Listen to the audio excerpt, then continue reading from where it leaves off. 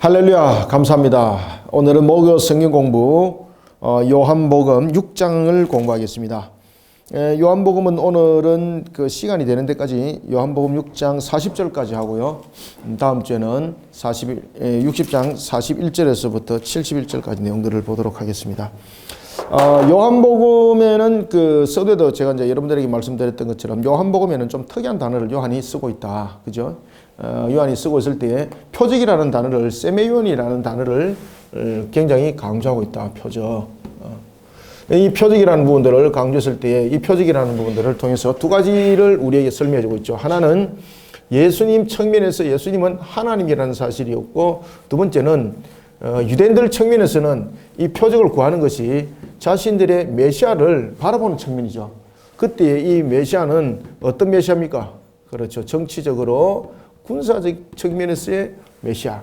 그래서 이 표적을 통해서 이 단어를 통해서 계속 보여주고 있는 것은, 요한이 보여주고 있는 것은 어떤 내용들을 증거해 놓고 있는가 하면은, 너희들이 원하는 그런 신앙의 방식이 아니라 진정하게 하나님을 믿음으로 바라보면서 진정한 신앙 속에서 너희들이 온전히 세워져라 라는 것에 대해서 이 세메이온이라는 이 단어를 계속해서 이제 쓰고 있는 것이죠. 오늘 본문에도 그렇습니다. 오늘 본문에도 보면은 여러분들 오병이어기죠. 특히 이제 오병이어기죠. 오병이어 속에서 이것을 우리가 이제 기적이라 이러는데, 요한은 어떤 단어를 쓸까요? 표적이라는 단어를 씁니다. 표적. 아시겠죠, 그죠? 이 오병이어 속에서 오늘 본문에 요한이 표적이라는 단어를 쓸 때 바로 이 관계입니다. 이 관계 측면의 내용들을 가지고 요한이 이것을 표적이라는 단어를 쓰게 됩니다. 그리고 또 하나는 오늘 이제 그 뒤에서 제가 한 14절이나 15절쯤 가서 제가 말씀드리겠습니다. 오병이어를 통한 하나의 그 신앙의 5가지 유형들이 있습니다. 오병이어를 통한 5가지 신앙은 어떤 유형을 가지고 있는가라는 부분을 통해서 이것을 요한이 설명할 때에 제자들의 모습, 그리고 무리들의 모습, 이것을 통해서 5가지로 이야기를 합니다. 그래서 제가 요한이 표적이라는 단어를 쓸 때는 오늘 이 부분들은 무엇을 진정한 신앙 가운데에 세워져야 된다라는 부분들이 이 부분들로서 연결되는 겁니다. 아시겠죠? 그죠? 그래서 이 부분들은 제가 이제 14절, 15절에 가서 5가지 모습들을 우리가 한번 비춰보도록 하겠습니다. 자, 이런 속에 오늘은 6장 우리가 전체적으로 공부를 하도록 하겠습니다. 자, 먼저 그러면은 6장 우리가 1절을 한번 볼까요? 6장 1절. 그 후에 예수께서 디베라 갈릴리 바다 건너편으로 가시매. 예수님의 사역이 이제 계속해서 일어나고 있는데, 이 디베라라는 부분들은 이것은 로마의 공식적인 어떤 지역적 명칭입니다. 이 디베라라는 부분들이. 디베라의 갈릴리 바다 건너편에 가시매. 자, 예수님께서 이제 주로 이제 사역들이 어디서 일어나고 있습니까? 그렇죠. 예수님의 사역은 크게 우리가 갈릴리 사역과 예루살렘 사역이죠. 갈릴리 사역은 무엇입니까? 창세기 49장에 납달리 지파에 대한 예언의 성취죠.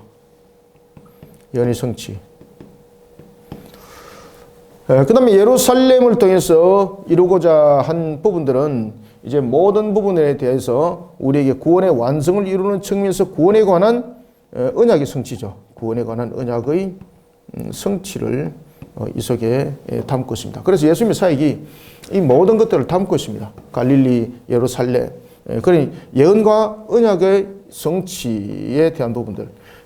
갈릴리에 대한 부분들도 여러분들 보시면 이것도 이제 하나의 이제 언약이죠. 그죠? 그래서 언약의 성취에 대한 부분들을 이루기 위해서 갈릴리와 예루살렘에서 사역을 이루는 것을 우리가 볼 수가 있습니다. 자, 그런 예수님께서 오늘 본문에 보면 좀 특이한 부분들이 나타납니다. 자, 예수님께 큰 무리가 다가옵니다. 오늘 본문에 보면 예수님께 큰 무리가 오는데, 이 큰 무리가 가지고 있는 성격이 이제 무엇인가? 이 속에서 이제 나중에 이제 큰 무리가 이제 분석이 되는 겁니다. 아시겠죠? 그죠? 이것은 제가 지우지 않고 써드리겠습니다.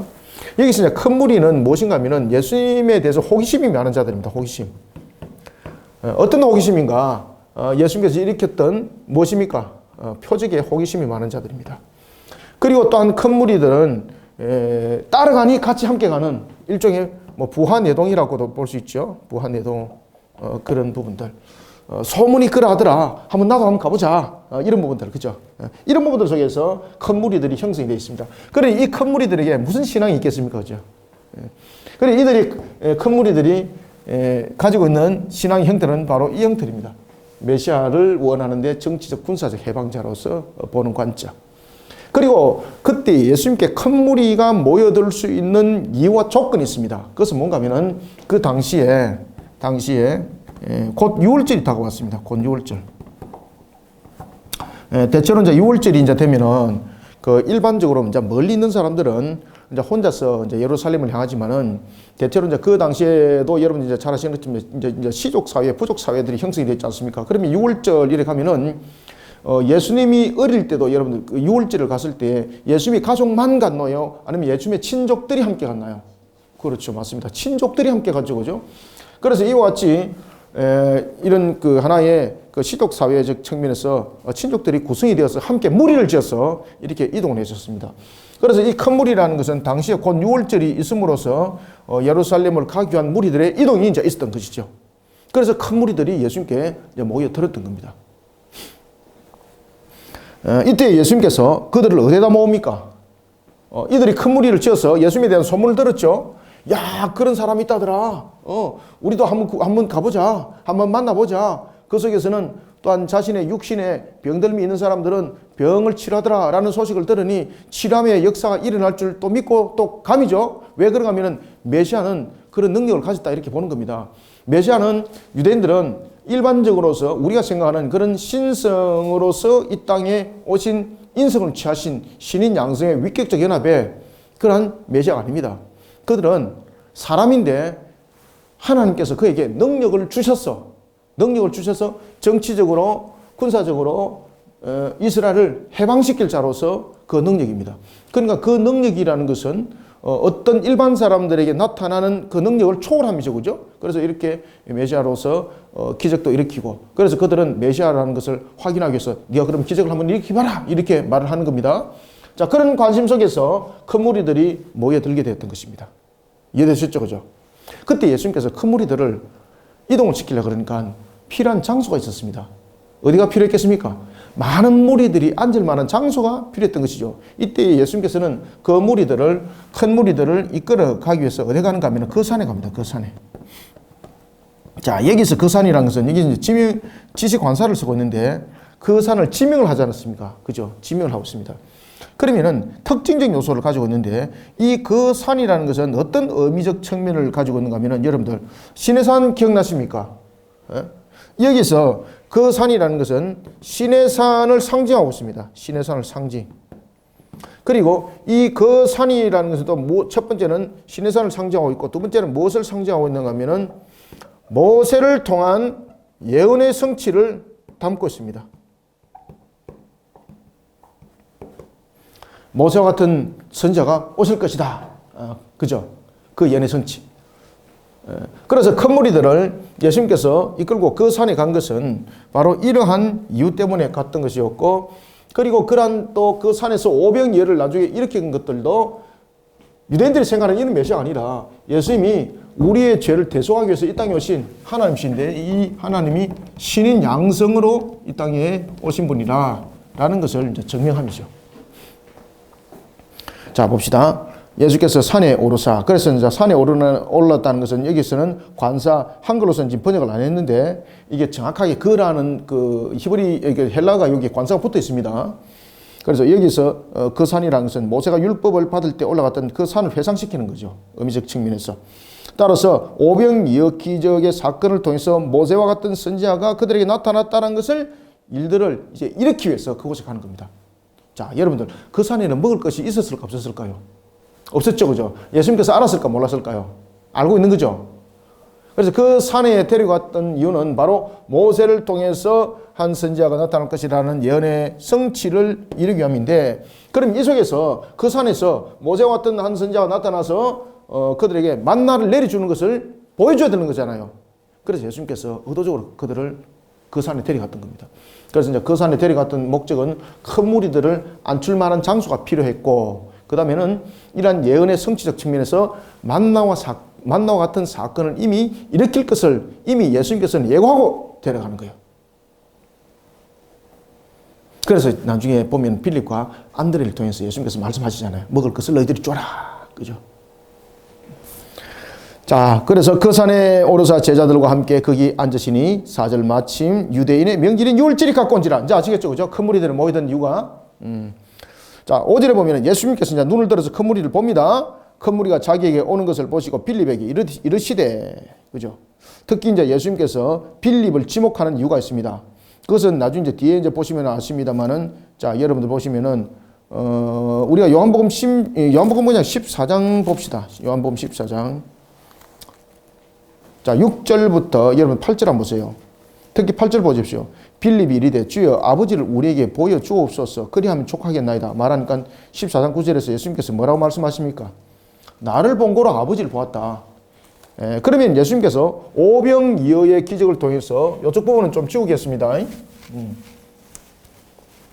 예수님께서 오병이어의 기적을 통해서 왜 요한은 예수님께서 필립을 지목하여서 이 음식을 주라고 말했을까라는 부분들은 예수님은 앞에도 제가 얘기 썼죠. 신인 양성으로 이 땅에 오신 하나님이시죠. 그죠? 이미 필립의 상태를 알고 있는 거죠. 영적 상태, 이 신앙의 상태. 그래서 지금 필립을 부른 이유가 있습니다. 자, 그러면은 예수님께서 필립을 부른 이유가 무엇일까?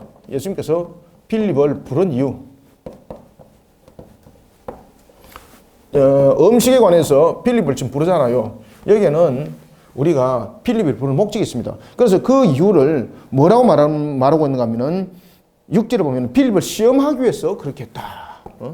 무슨 목적입니까? 필립을 시험하기 위해서 그랬다. 여러분들, 우리가 일반적으로 시험 그러면은 크게 우리가 네 가지 측면에서 시험이 있죠. 그죠? 첫 번째는 일반적 시험이 있죠. 일반적 시험. 시험에는 보면은 일반적 시험이 있습니다. 시험에 보면은 일반적 시험이 있고, 그 다음에 이제 두 번째는 보면은 시험에도 보면은 좋은 의미의 시험이 있고 나쁜 의미에서 시험이 있죠. 좋은 의미에서 시험이 있고 그 다음에 나쁜 의미에서 시험이 있습니다. 이 나쁜 의미에서 시험은 무엇입니까? 유혹이죠. 그죠? 템테이션이죠. 그죠? 그 다음에 좋은 의미에서 이 시험은 무엇입니까? 테스트죠. 그죠? 테스트. 자, 그 다음에 이제 네 번째는 우리가 사람이 하나님을 시험하는 경우가 있죠. 사람이 하나님을 시험하는 경우가 있죠. 이런 네 가지 유형이 있습니다.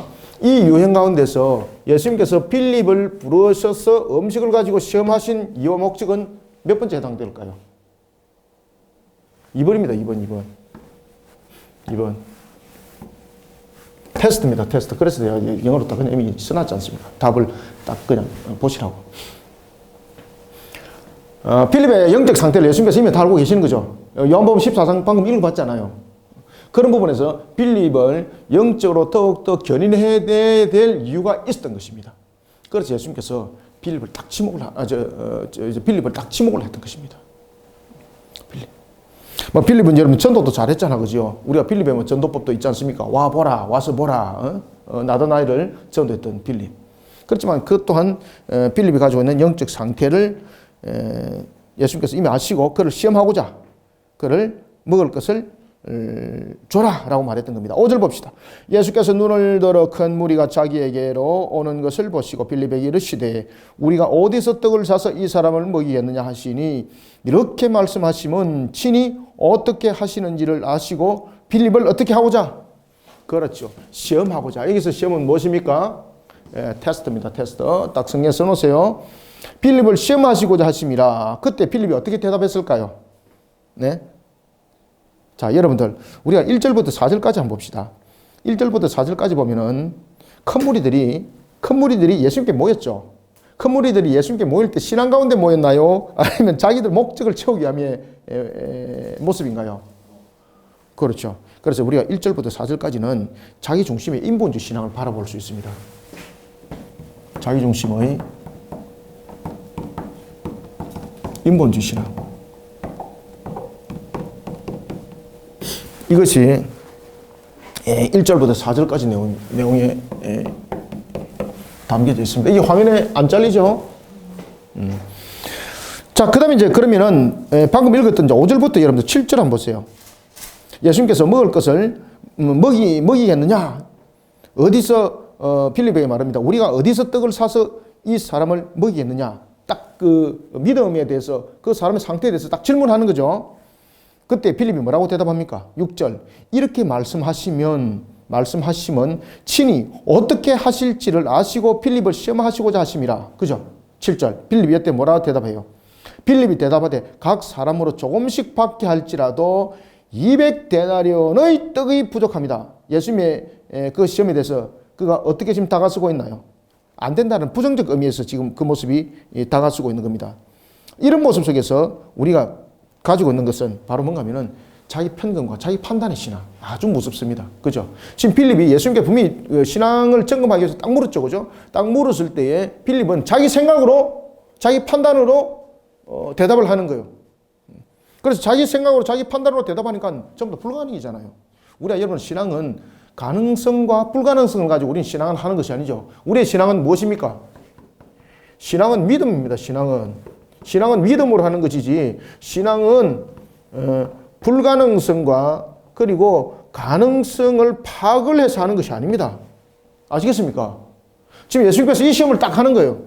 그래서 우리는 5절부터 7절까지는 자기 편견과 판단의 신앙을 위해서 돌아볼 수 있어야 돼요. 자기 편견과 판단의 신앙. 5절부터 7절입니다. 자기 편견과 판단의 신앙은 여러분 우리가 신앙을 믿음으로 성숙시키는데 완전 걸림돌 되는 겁니다. 이거. 그래서 신앙을 할 때에 안 됩니다. 이게 아니에요. 네, 기도하고 달려가 보겠습니다. 주님께서 도와줄 줄 믿습니다. 그죠? 이런 신앙 속에서 우리의 걸음들이 하나하나 옮겨져야 되지. 미리 자신이 저울 줄 다 하고 판단 다 해버리는 거예요. 그러니까 안 가는 겁니다. 그렇게 해서 나타났던 중요한 한 사건이 터진 것이 바로 어디에서 나타났습니까? 이스라엘 백성들이 광야에 40년을 징계 속에서 나아갔던 바로 12정탐꾼 가운데서 10정탐꾼의 그 원망스러웠던 그 내용들 기억나시죠? 그죠? 그래서 자기 편견과 자기 판단은 신앙이라 볼 수 없습니다. 이것은 신앙을 막아버리는 겁니다. 신앙은 무엇인가? 믿음입니다. 신앙은 편견과 판단이 아닙니다. 신앙은 믿음입니다. 믿음. 그런데 여기서 또 다른 한 방향이 나타납니다. 그것은 바로 안드레입니다. 안드레. 200데나리온의 붐이 부족하다고 그랬습니다. 부정적 의미에서 딱 다가섰죠. 그때 제자 중 또 한 사람이 있었습니다. 누굽니까? 시몬 형제 안드레입니다. 자, 8절. 제자 중 하나 곧 시몬 베드로의 형제 안드레가 예수께 여짜오되. 자, 여기서 이제 안드레가 예수님께 여쭙습니다. 안드레는 여러분들이 잘 아시는 것처럼 굉장히 온유한 성격이죠. 안드레의 특징이 여러분 무엇인가 하면요. 불평과 이런 모습 속에서 나타나는 것이 아니라 매우 좀 어떻게 보면은 섬김을 잘하고 봉사하는 그런 속에서 긍정적 내용들을 많이 가지고 있는 제자 중에서 한 사람이 바로 안드레입니다. 안드레. 제자 중 하나 곧 시몬 베드로 형제 안드레가 예수께 여짜옵니다. 자, 9절 보십시오. 주목을 하십시오. 그래서 8절부터 9절을 통해서는요. 안드레 모습을 잘 주목하셔야 돼요. 어떤 신앙인지.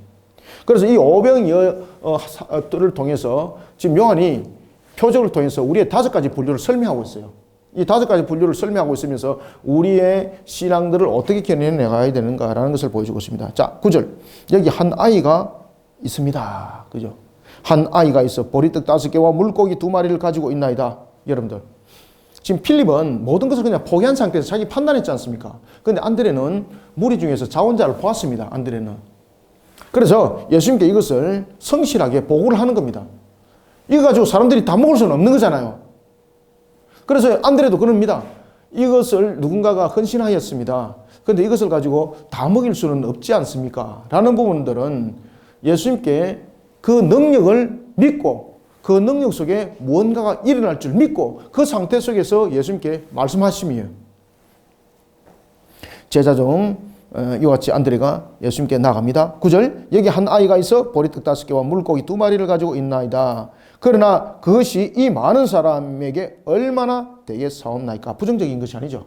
얼마나 되겠습니까는 논아 먹었을 때 이것이 논아 먹을 수는 있겠습니까? 터무니없이 부족하다는 부분들은 분명히 있죠. 절망감은 분명히 있죠. 이 속에 어떤 의미를 담고 있다고요? 나머지는 주님께서 어떻게 하실지를 신뢰하는 속에서 이 말을 지금 하는 겁니다. 그래서 8절부터 9절 속에서는 모든 것에 최선을 다하면서 하나님을 신뢰하는 신앙,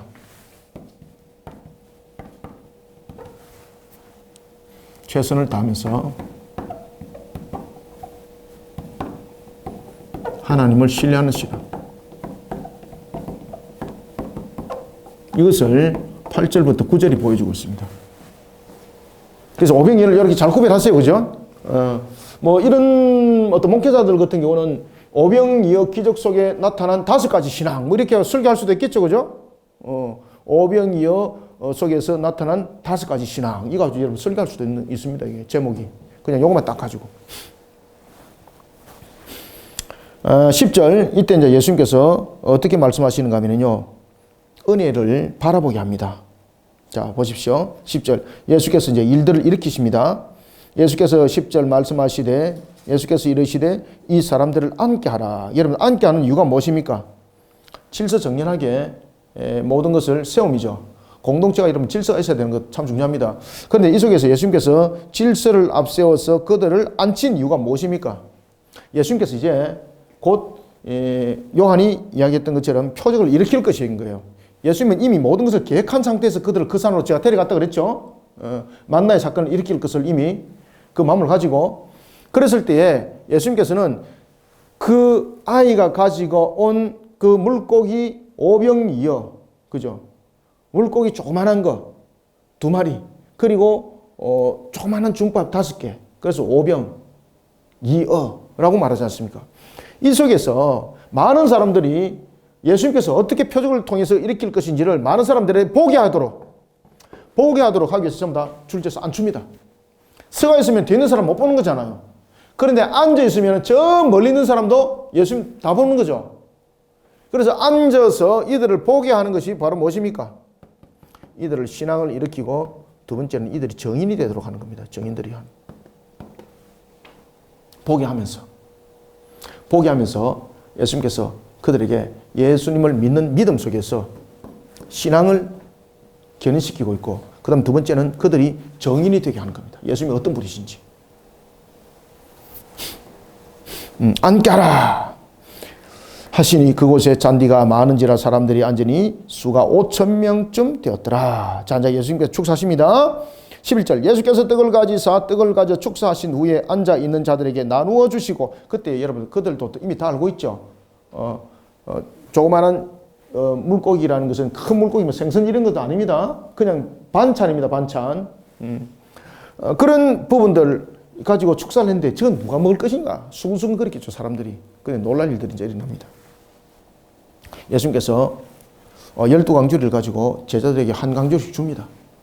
제자들도 거기에 대해서 이게 뭔가 의아했던 부분들이, 모든 제자들의 모습들이 있죠. 근데 순종하면서 그 일들이 일어났습니다. 결과들이 일어났습니다. 5,000명이 먹고도, 남자 장정 5,000명이 먹고도 남은 몇 다. 남자 장정이 5,000이라는 것은 여러분 그 당시 아이도 있었겠죠? 여자들도 있었겠죠? 그러면 적어도 여러분들 한 10,000명 정도는 된다 보셔야 됩니다. 10,000명 이상은.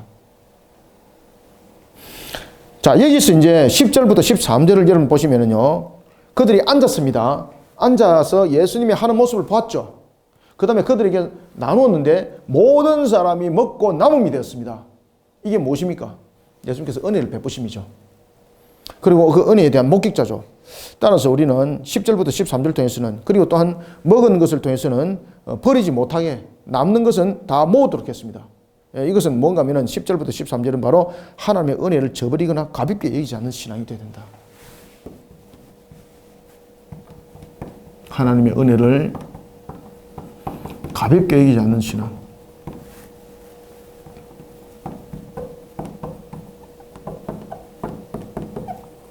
이것이 10절부터 13절의 내용입니다. 이것이 10절부터 13절. 자, 봅시다. 11절, 예수께서 떡을 가져 축사하신 후에 앉은 자들에게 나눠주시고 물고기도 그렇게 그들에게 원대로 주시니라. 그죠? 원대로 주시니라. 은혜를 베푸심이죠. 은혜를 베푸심이죠. 이 부분을 통해서 예수님은 자신이 하나님이심을 증명하는 거죠. 원대로 주시니라. 자, 12절. 그들이 배불리 먹었습니다. 그 가지고 여러분 배불리 먹을 수가 있습니까? 집이 500여 속에서 남자 장정만 5,000명입니다. 아이들도 있었고 여인들도 있었습니다. 그런데 아이들과 여인들은 그 당시에는 계수에 포함이 되지 않았었습니다. 그런 수많은 사람들이 전부 다 배불리 먹었습니다. 그런데 여전히 12강주리에 모든 것은 가득 차고 남았었습니다. 자, 12절. 그들이 배부른 후에 예수께서 제자들에게 이르시되 남은 조각을 거두고 버리는 것이 없게 하라. 여기 핵심이죠. 남은 조각을 거두고 버리는 것이 없게 하라 하심으로. 자, 여기서 이 남은 조각을 거두고 버리는 것이 없게 하라는 것은 이게 크게 이제 두 가지 의미인데, 그 당시에 이제 유대 관습에 의하면은 어떤 잔치가 있습니다. 그러면은 우리는 왜 잔치 있으면 떡 사주잖아요. 그죠? 갈 때. 근데 유대 관습은 그것이 아니고, 유대 관습은 잔치에서 풍성하게 먹고 가는 겁니다. 손에 쥐고 가는 것이 아니라. 그래서 그러한 유대 관습을 그들에게 보여주는 장면이었고, 또 하나는 하나님의 은혜를 가볍게 여기지 말하는 겁니다. 자, 500의 기적을 일으켰습니다. 배불리 먹었습니다. 손에 쥐고 있습니다. 그러면 가면서 배부르다가 또 배가 고플 경우도 있지 않습니까? 그러면 먹다가 또 버릴 수도 있고, 그냥 또 배가 부르기 때문에 가다 보면 손에 쥐어지고 있는 것이 귀하게 여기지지 않잖아요. 그냥 툭 버릴 수도 있는 거잖아요. 은혜를 가볍게 여길 수 있는 거죠. 그래서 은혜를 받았으면은 은혜가 그들에게 얼마나 풍성하게 일어난지를 통해서 하나님께 감사를 돌리고 이런 신앙이 되도록 만들어가는 겁니다. 그러니까 신앙을 만들어가는 겁니다. 신앙을.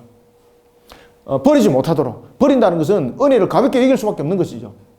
그래서 이러한 장면 속에서 버리는 것이 없게 하라라는 것은 두 가지 이유와 목적을 가지고 있습니다.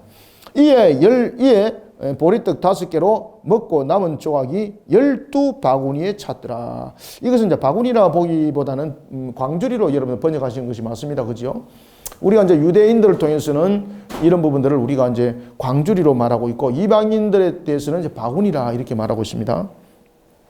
그래서 이것은 이제 광주리로 보는 것이 맞고요. 자, 14절. 그래서 이제 이 14절에 그 이야기를 합니다. 14절. 그 사람들이 예수께서 행하신 이 표적을 보고, 이제 세메온이라는 단어를 쓴 것을 이제 기억하시죠? 대체로 이제 이런 기적을 일으켰다 이러면은 이게 헬라어로 두나미스, 폭발적인 것들 일어나는 것을 두나미스, 여러분 다이너마이트 기억나시죠? 그죠? 두나미스라고 이렇게 말하거든요. 근데 여기서 세메온이라는 단어를 계속해서 지금 요한은 의도적으로 지금 쓰고 있는 거예요. 이 표적을 통해서 말하고 있습니다. 이 표적을 보고 말하되 이는 참으로 세상에 오실 그 선자라. 여기서 이제 그 선자는 누굽니까? 바로 모세를 통해서 이룰 예언의 말씀의 성취. 바로 신명기 18장의 말씀이죠. 신명기 18장 말씀. 자, 신명기 18장 15절 18절 잠깐 한번 보고 갑시다. 신명기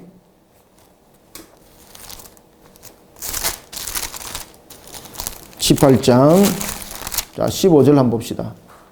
자, 15절. 내 하나님 여호와께서 너희 가운데 내 형제 중에서 너와 너를 위하여 나와 같은 선지자 하나를 일으키시리니 너희는 그의 말을 들을지니라. 아멘. 맞죠? 그 다음에 18절. 내가 그들의 형제 중에 너와 같은 선지자 하나를 그들을 위하여 일으키고 내 말을 그 입에 두리니 내가 그에게 명령한 것을 그가 무리에게 다 말하리라. 아멘. 이 말씀의 성취. 이 말씀의 성취로 그들은 그 선지자라고 말했던 겁니다. 모세를 통해서 주신 예언의 성취. 야, 세상에 온 바로 그 선지자다.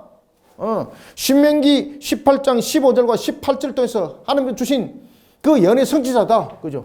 신명기 18장 15절 18절. 바로 그 선지자다. 그러고 이렇게 그들은 말을 했던 겁니다. 그러면서 그들은 예수님을 자신들의 왕으로 세우려고 그러는 겁니다. 왜 왕으로 세우려고 그랬을까요? 정치적, 군사적 해방자로서의 메시아를 그들은 바라봤기 때문입니다. 우리의 죄를 사하시는 주님으로 바라보는 것이 아니었습니다. 그래서 예수님께서 그들을 떠나는 겁니다. 그리고 그들을, 제자들도 그들로부터 흩어버리는 겁니다. 왜? 자기 영광을 위해서 오신 분이 아니기 때문에. 자, 그래서 이제 14절부터 15절은 보면은 자기 필요를 채우는 신앙들은 돼서는 안 됩니다. 15절. 자기 필요를 채우는.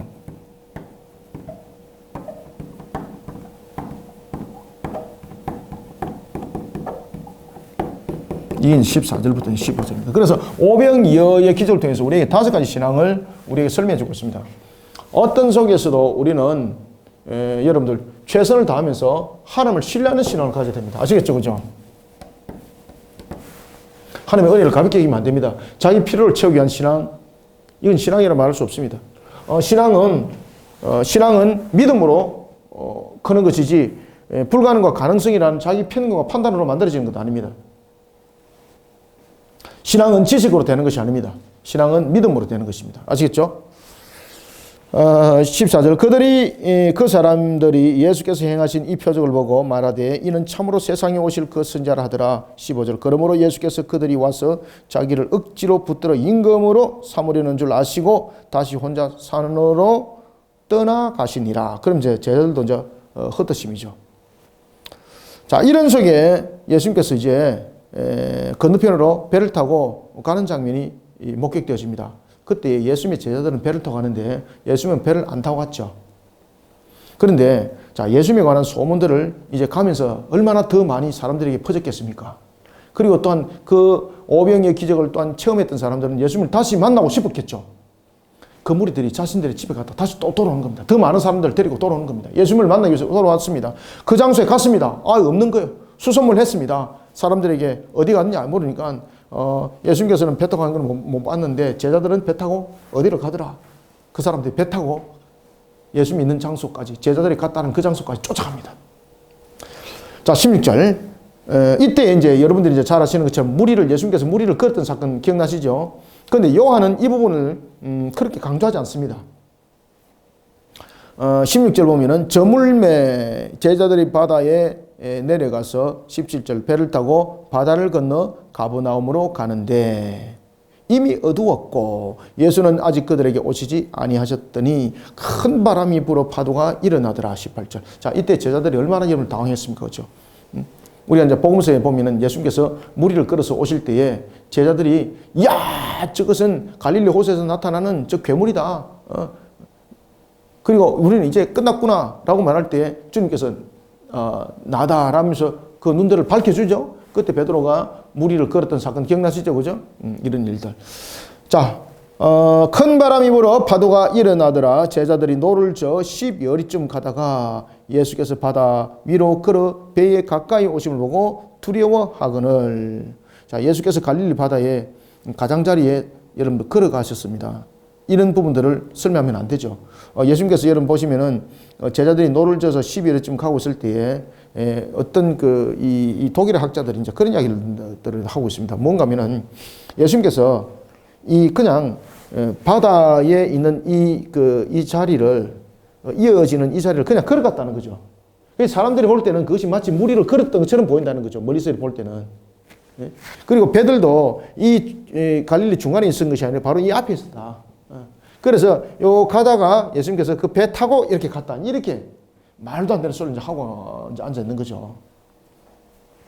그런 견해는 여러분들 그냥 뚜껑 닫으셔야 됩니다. 참고로 말씀드렸습니다. 19절 제자들이 노를 저 11회쯤 가다가 예수께서 바다 위로 걸어 배에 가까이 오심을 보고 두려워하거늘. 20절 이르시되 내니 두려워하지 말라 하신대 이에 기뻐서 배로 영접하니 배는 곧 그들이 가리던 땅에 이르렀더라. 자, 이러고 난 뒤 이제 이튿날이 되었습니다. 무리들이 예수님을 찾으러 온 거예요.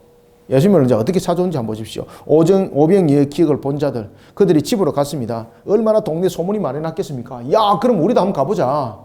그 속에는 진짜로 이제 병들어서 야, 우리가 그분에게 가면은 치료받겠다라는 그런 기대감, 또는 자신의 어떤 복잡한 문제들을 풀고자 하는 그런 속에 기대를 가지고 있는 자들, 그런 자들이 얼마나 더 많았겠습니까? 자, 이들이 배를 타고 또 오는 겁니다. 22절 이튿날 바다 건너편에 서 있던 무리가 배 한 척 외에 다른 배가 거기 없는 것과 또 어제 예수께서 제자들과 함께 그 배에 오르지 아니하시고 제자들만 가는 것을 보았더니, 그죠? 23절 그러나 디베라에서 배들이 주께서 축사하신 후 여럿이 떡 먹던 그곳에 가까이 왔더라. 24절 무리가 거기에 예수도 안 계시고 제자도 없음을 보고 곧 배를 타고 이제 내가 어디로 가는 거 봤다 이제 된 겁니다. 그냥 이제 그걸로 가는 겁니다. 배를 타고 그냥 그들은 예수님을 찾기 위해서 배를 타고 그곳에 온 거죠. 배를 타고 예수를 찾으러 가브나움으로 또한 갑니다. 가브나움으로 가서 25절 바다 건너편에서 만나 랍비여 언제 여기 오시나이까 하니, 자, 이들이 여러분들 예수님을 따라가고 예수님을 찾았던 그 열성은 대단하죠. 그런데 우리가 여러분들 예수님을 찾는 열성과 예수님을 찾는 그런 적극성이 자신의 목적과 성취를 위한 열심이 되면 안 됩니다. 우리의 신앙들이 그래서 여러분 기복신앙이라는 것이 열심이고 열성이잖아요. 기복신앙, 특히 기복신앙이 얼마나 무섭습니까? 기복신앙. 이 기복신앙은 정성과 무엇을, 그렇죠, 열성, 정성과 열성이 대표되는 거죠. 기복신앙 속에서. 왜냐하면 내가 그렇게 함으로써 내가 그렇게 되는 것, 이런 부분들. 그러니까 예수님을 찾아갔던 그런 부분들이, 이들이 중심적 부분들이 기복신앙인들이죠. 그래서 열심히 찾아갔던 겁니다. 이거는 신앙이라 말할 수 없는 거죠. 바다 건너편에 만나 랍비여 언제 여기 오셨나이까 하니,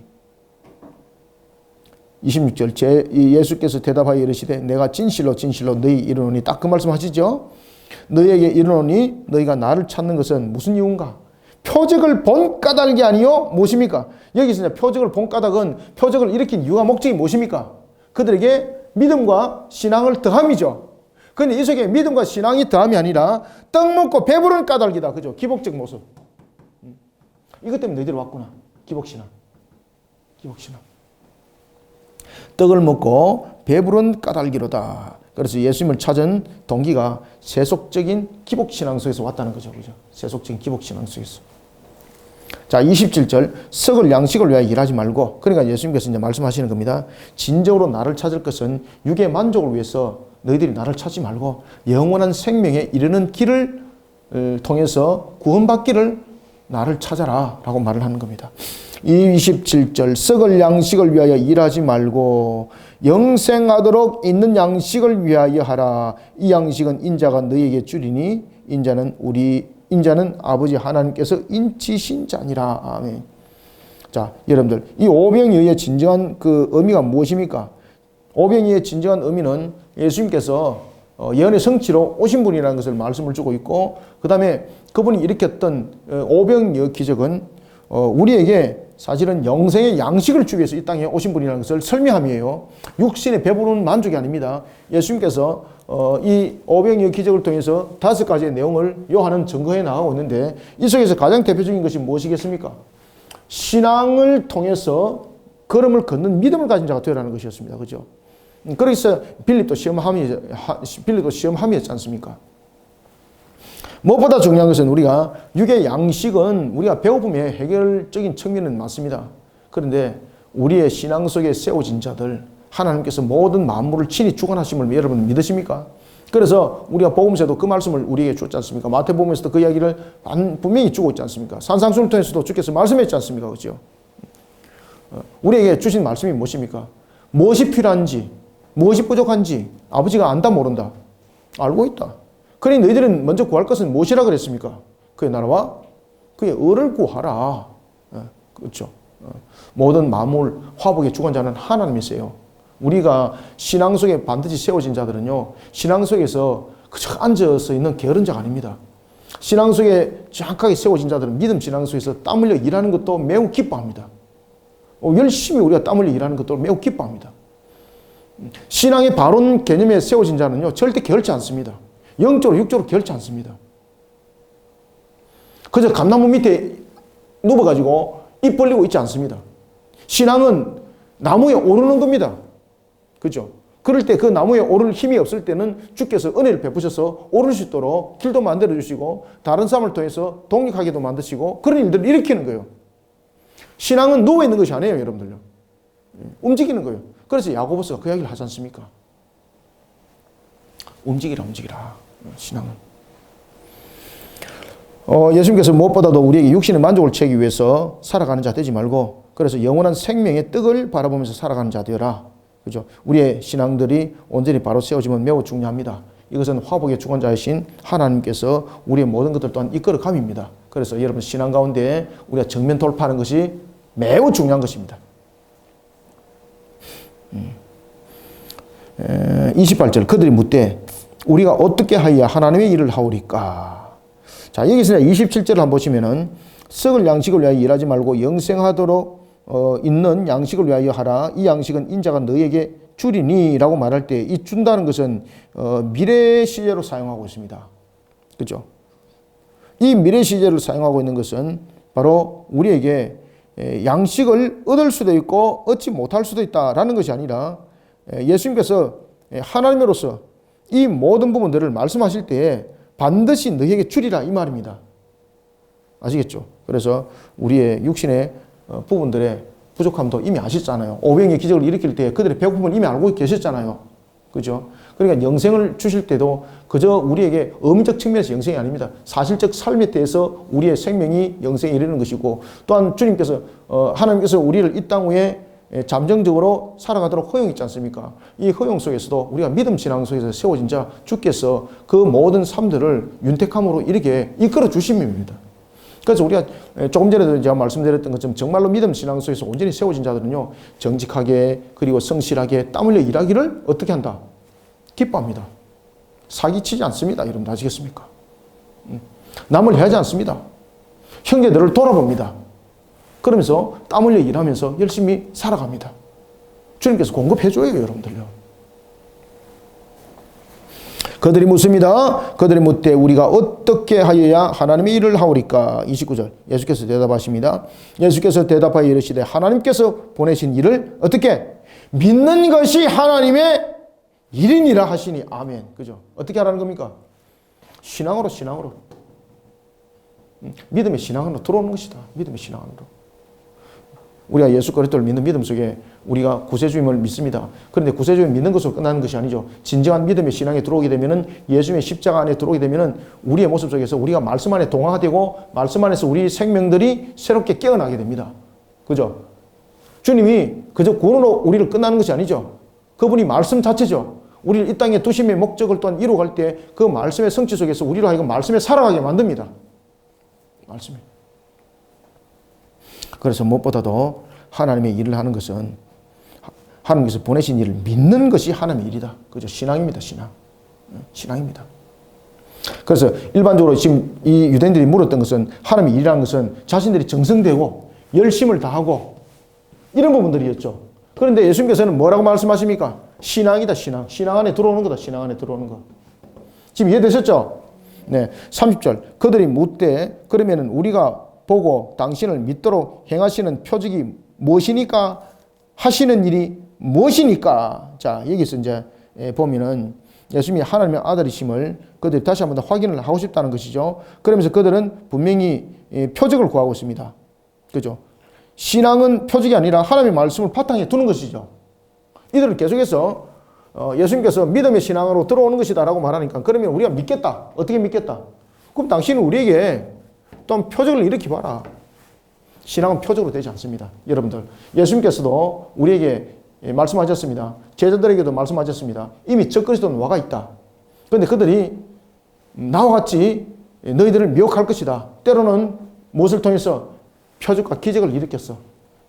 마치 죽은 모습이 살아나는 것처럼 그렇게 위장도 하고 그러면서 미혹할 것이다. 그러니 언제든지 우리가 말씀으로 자신을 철저히 무장시키지 못하면 그 미혹에 넘어간다고 말했습니다. 이들은 그러면은 당신이 그 메시아임을 우리가 믿을 테니까 그러면은 표적을 보여주세요 라고 말합니다. 그때 예수님께서 말씀하십니다. 신앙은 표적으로서 얻는 것이 아니다. 표적으로서 여러분 신앙 얻은 사람들은 계속해서 또 그것을 요구하게 됩니다. 믿음이 없는 거죠. 믿음은요, 신앙은 무엇으로? 말씀으로 일어나는 겁니다. 말씀으로. 그래서 말씀을 들음으로써. 우리가 신앙들을 견인한 측면에서는 두 가지가 굉장히 중요하죠. 말씀을 잘 듣는 자가 되어야 되고, 그 다음에는 말씀을 지켜 순종 진행하는 자가 되어야 되고, 준행하는 자가 되어야 되고.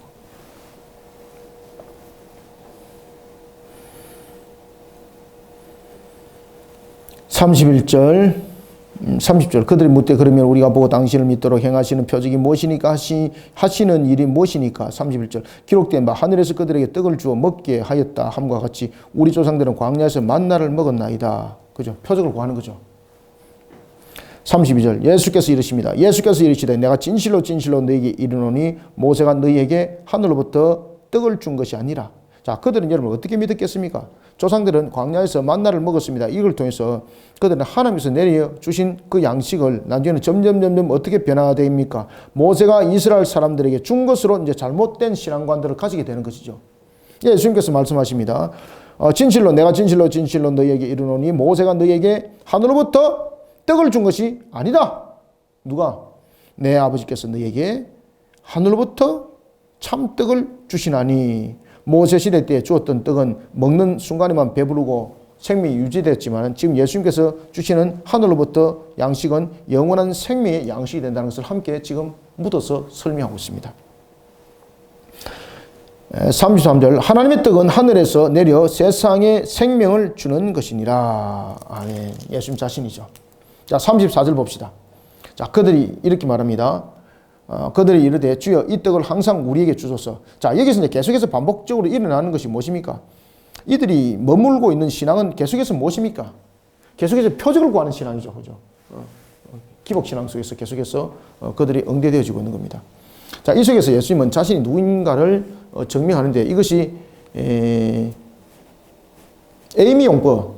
여러분들은 이것은 잘 모르는데 에이미라는 용법이 있습니다. 나는 누구누구다. 에고 에이미라는 부분들이 있는데 나는 누구누구다라는 부분들입니다. 그래서 그 속에서 나는 하나님이라는 것을 증명하는 겁니다. 에고 에이미.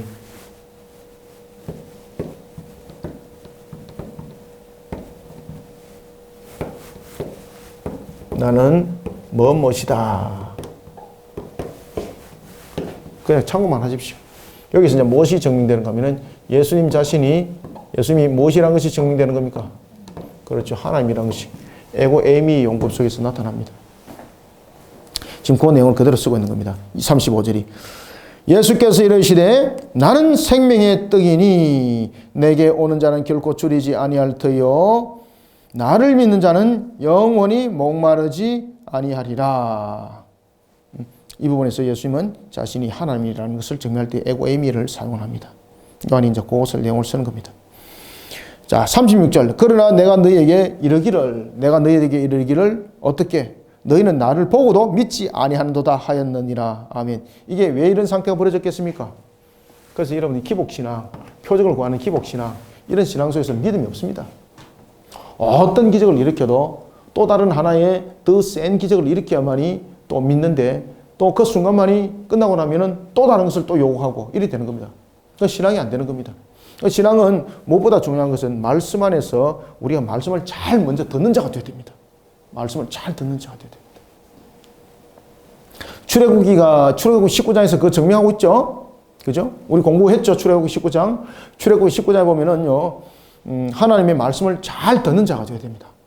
우리의 신앙은, 우리의 믿음은 먼저 하나님의 말씀을 잘 듣는 자세로부터 시작됩니다.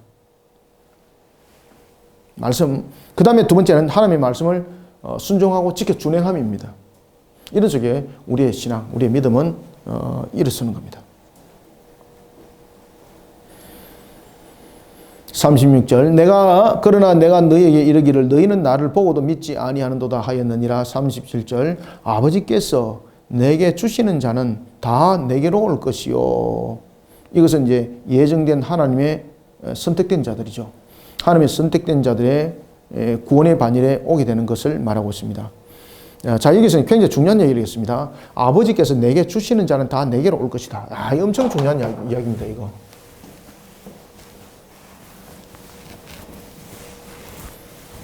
이 속에서 무엇이 있는가 하면은 예정론이 있습니다. 예정론.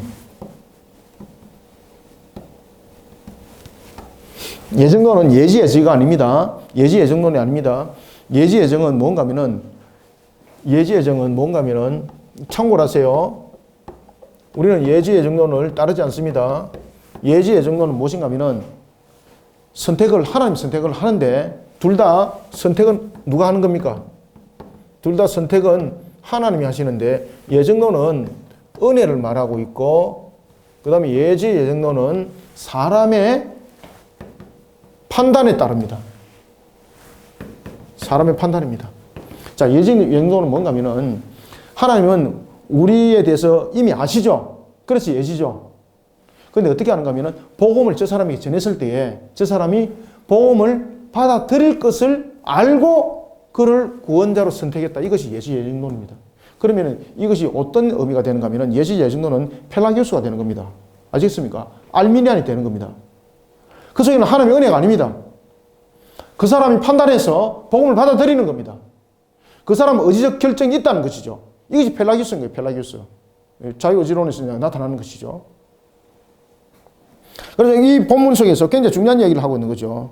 그래서 37절에 보면은 예지 예정론을 이야기를 하는 것이 아니라 예정론을 말하고 있습니다.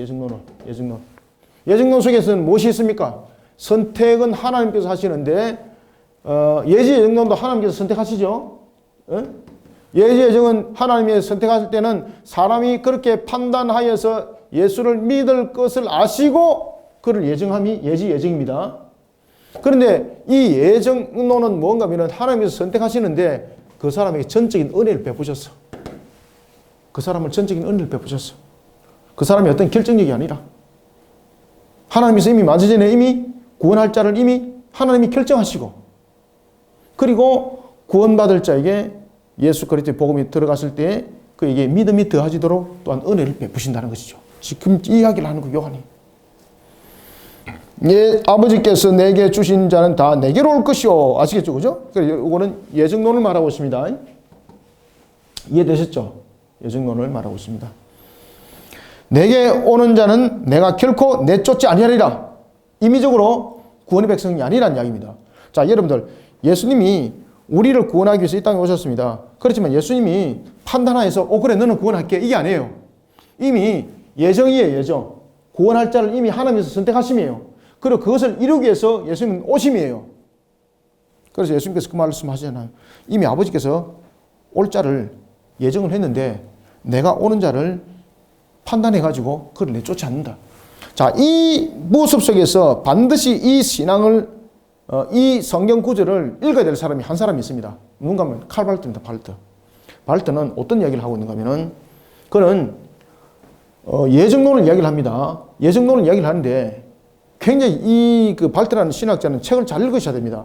A와 B, C 한 가지만 보면 안 됩니다. 전체를 다 보고 이야기해야 됩니다. 이 사람은. 앞에는 예정 이야기했다가 뒤에는 예지 예정 이야기하고 막 헷갈리게 만들어 놓습니다. 어떤 이야기를 하고 있는가 하면은 왜 그런 개념 속에서 이야기를 하고 있는가 하면은 하나님을 계시자로 보는 거예요. 계시자.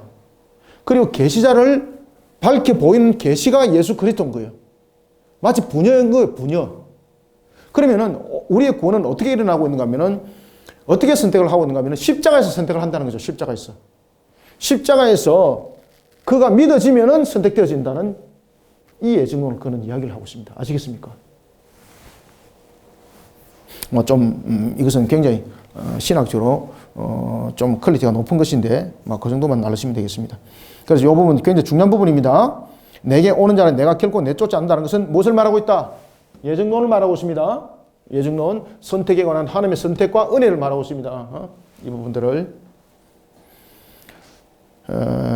39절 나를 보내신 이의 뜻은 내게 주신 자 중에 내가 하나도 잃어버리지 아니하고 마지막 날에 다시 살리는 이것이니라. 자, 여기서 이제 예수님의 사역이 여러분 십자가 중보적 사역이라는 것을 이제 설명을 하고 있습니다.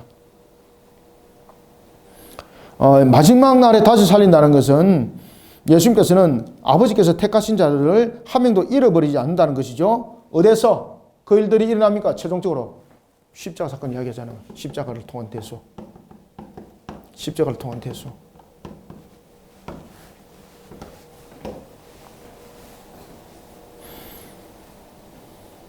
마지막 날에 다시 살리는 이것이니 내 아버지의 뜻은 아들을 보고 믿는 자마다 영생을 얻는 이것이니 마지막 날에 내가 이를 다시 살리리라 하시니라. 아멘. 예수 그리스도를 믿는 것은 마지막 날에 살리심을 받는 것입니다. 여기에 대해서 지금 확신을 주고 있는 것이죠. 하나님과 누리는 그 영생, 예수님을 믿는 그 믿음으로 이루어지는데 예수님을 믿는 믿음으로 이루어질 때 그 믿음은 어떻게 이루어진다? 예정론에 의해서 이루어진다. 예정론에 의해서. 아버지께서 택한 자의 구원을 말하고 있고 이 택한 자의 구원의 최종적 결정은 십자가에서 대속을 이룸으로써 그것이 성취가 된다. 그리고 그에게 믿음을 더하는 것도 그에게 은혜를 더하셔서 복음이 들어갔을 때에 그가 구세주를 믿는 믿음 속에서 그가 만들어질 것이다. 세워질 것이다. 그래서 마지막 날에 내가 이를 다시 살리리라 하시니라. 아멘. 자, 오늘 우리가 이제 본문들을 통해서 좀 신학적으로 좀 어려운 부분들이 뒤에 있었죠. 그렇지만 이런 부분들을 계속해서 여러분들 반복적으로 아셔야 됩니다. 왜 그러면 이게 교리적 문제입니다. 교리적 문제. 이런 교리적 문제를 갖다가 그냥 자꾸 넘어버리고 그냥 뭐 은혜입니다, 뭡니다. 이것만 이야기해서는 안 되는 것이에요. 이 은혜라는 부분들도 교리적 측면에서 어떻게 이것이 작용되어지는가라는 것들도 성경을 통해서 전부 다 공부되어져야 되는 거예요. 그래서 이런 부분들을 하나하나 배워나가는 또한 시간이 되길 바랍니다. 자, 오늘은 여기까지 하고요. 다음 주에는 이제 41절부터 71절까지의 내용들을 보도록 하겠습니다. 기도하고 마치겠습니다. 하나님 아버지 감사합니다. 주님께서 베푸시는 은혜 가운데 오늘도 우리를 세워주시고 주 앞에 영광된 걸음을 걷게 하시니 감사합니다. 주는 그리스도요 살아계신 하나님의 아들이심을 믿는 믿음이 어찌 우리의 의적 결정 속에 우리의 판단의 능력 속에서 일어나겠습니까? 하나님께서 만세전에 구원하시기로 예정한 자에게 은혜를 베푸심에 우리에게 믿음이 있고 그 속에 또한 우리는 예수 그리스도를 구세주로 믿는 믿음이 생성되어지고 나타남이 오니 모든 것이 하나님의 은혜임을 전적인 은혜임을 다시 한번 더 고백합니다. 오늘도 주신 말씀 속에 우리를 다시 한번 더 녹여주시고 오늘도 주신 말씀 속에 또한 특히 오병이어의 5가지 기적을 통해서 5가지 신앙을 통해서 우리에게 보여준 또한 내용들이 있습니다. 하나님 앞에 영광 돌릴 수 있는 믿음 신앙으로 우리의 모습들이 바르게 세워질 수 있는 또한 견인되어지는 오병이어의 현장이 되게 하여 주옵소서. 오늘도 주신 말씀으로 우리를 더욱더 녹여주시고 믿음 신앙 속에서 힘있게 달려갈 수 있도록 성령님 도와주시옵소서. 코로나 때를 통해서 무척 힘든 시대를 살아가고 있지만 이때 또한 하나님의 주관하심이 있음을 믿습니다. 이런 속에 우리도 더욱더 믿음 신앙 속에 하나님의 나라를 위해서 힘있게 달려가는 신앙의 그리스도인으로서 힘있게 일어서는 우리의 모습들이 되게 도와주시옵소서. 예수님의 이름으로 기도드립나이다. 아멘.